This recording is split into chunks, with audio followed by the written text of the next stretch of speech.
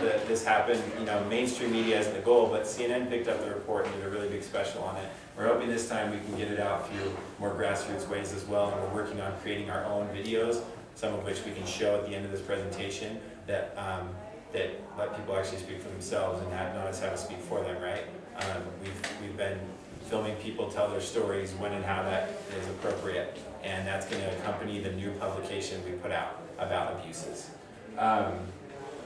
So this covers a lot of what we do at border aid stations in Mexico. We also bring clothes. That's really crucial. You're in a very vulnerable position once you've been deported, and if you look like you were just deported, you have a number of people preying on you. So it's not that clothes might seem so necessary, you need a new anything, but when we come down with new clothes, people jump on it because you can change and blend in the city and be in a less vulnerable position. It's another thing that we offer. That one's the one we have in Agua Prieta. Like I said, we're mostly in Nogales right now, but also supporting the work in Agua Prieta. We can watch that in a minute. Now, one of the things maybe, I don't know if I know some or if all of you have heard that No More Deaths does, we wanted to touch on this last because I think it is just one component, is work in the desert, how we aid individuals who are suffering there. Jump on that, Matt. Sure. I mean, I guess we talked about it a little bit earlier, but of course, since 1994, people have been walking longer and longer distances to make it to where they're going. In our area, people are walking through extremely mountainous terrain, and then also for miles and miles in flat desert.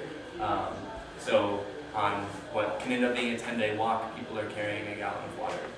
So one of the like really key things that No More Deaths does, and it sounds really simple, is putting gallon jugs of water on trails that people are using to walk on. We also do things like food, clothing, blankets sometimes in the winter, and then every day we're also out walking trails. So walking the trails that other people are using to sort of be there as a resource for people. So if there are people who are separated from their group, people who are lost, people who are sick or injured, they can find us and they can ask us for things. Lots of times the things that we can help people with, provide people with are really limited.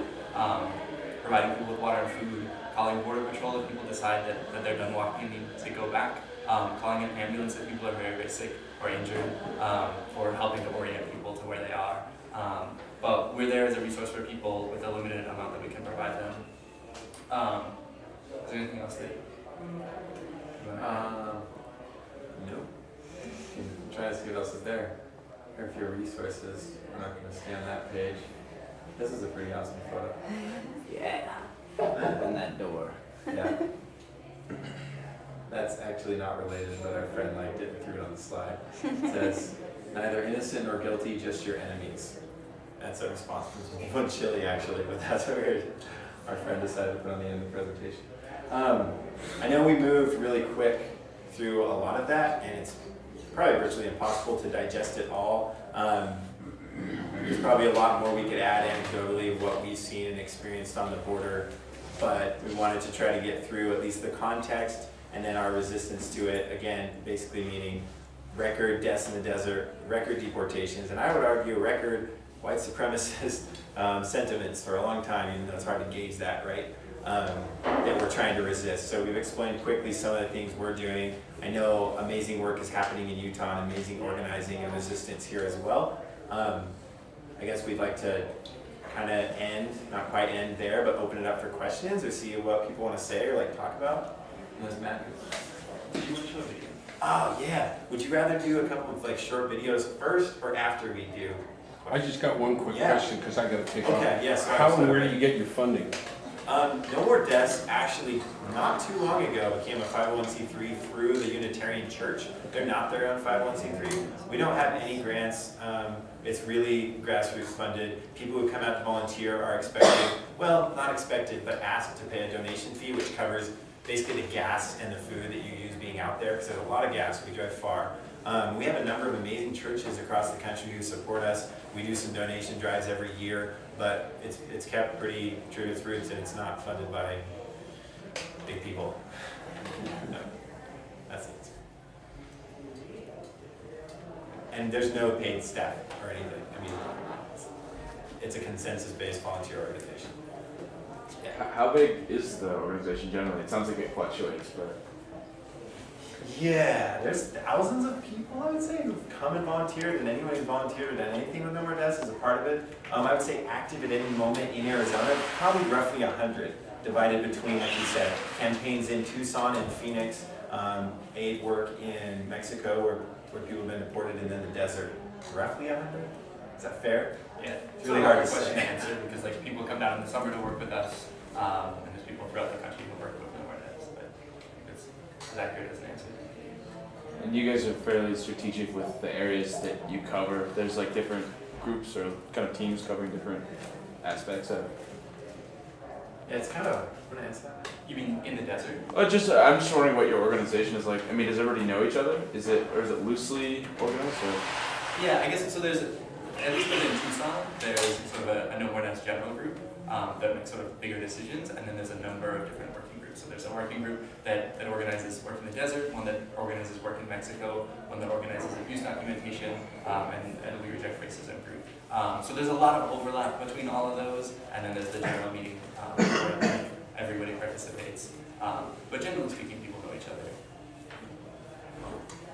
Yeah. Do you have any suggestions on what we can do here? I mean, that's hard because I would not want to pretend that I'm like an authority on any of this or talk about what people here should be doing because I respect so many people in Utah. I grew up here and like feel like I'm speaking up to anyone when I come here. I don't want to like be like, oh, let me tell you what to do. But one thing that I would just suggest to anyone, or a stance I take all across, is take an abolitionist stance. Don't buy into like the partisan bullshit, and especially with this piece that's come through, think, you know, the false idea of this maybe guest worker program that we're waiting on the federal government for to mean that anything's different. I also think making the issue bigger than these specific pieces of legislation is really important, showing how communities have been under fire for a long time. I think that in Utah it's obvious, right? Like you can go back to some of the biggest raids in the country, some of the craft stuff that was happening down south. I mean, Utah's got it bad, and I would also say that one important thing to do is connect and concrete connections between this legislation and those profiting. So as well, you know, we have some detention facilities here in Utah. We also have some people who make lots of money off it. Like, actually I remember the name of that group. Let me find it. That group down south in Provo-ish, I think they are. What? Their name is, where is it? I wanted to say it and I always forget it. We see it here, management and training, right?